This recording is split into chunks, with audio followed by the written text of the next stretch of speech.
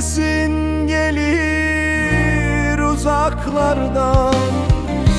Kırım'da kaldı çocukluğum, Anadolu'da hatıralar. Hasret düştü yüreğime, yandım gurbet gecesinde. Bir gün döner miyim diye soruyorum kaderime. Hasret düştü yüreğime, yandım gurbet gecesinde. Bir gün döner miyim diye soruyorum kaderime.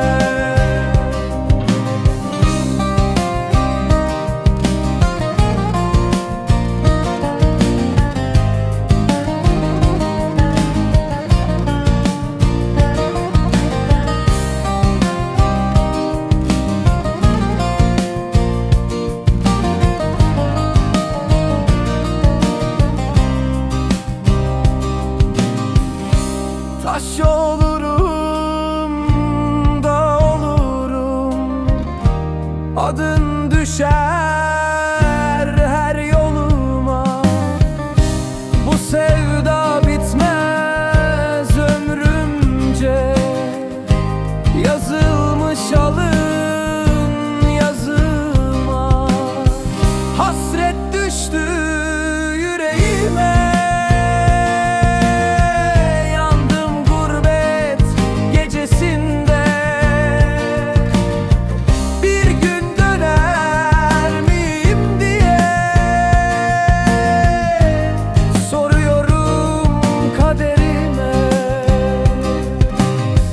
hasret düştü yüreğime,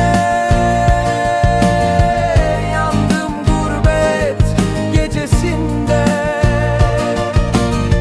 Bir gün döner miyim diye soruyorum kaderime.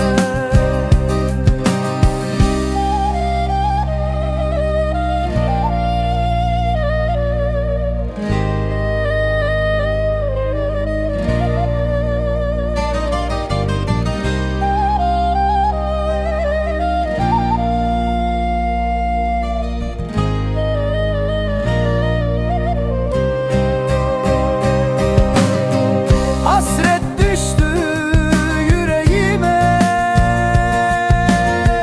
yandım gurbet gecesinde. Bir gün döner miyim diye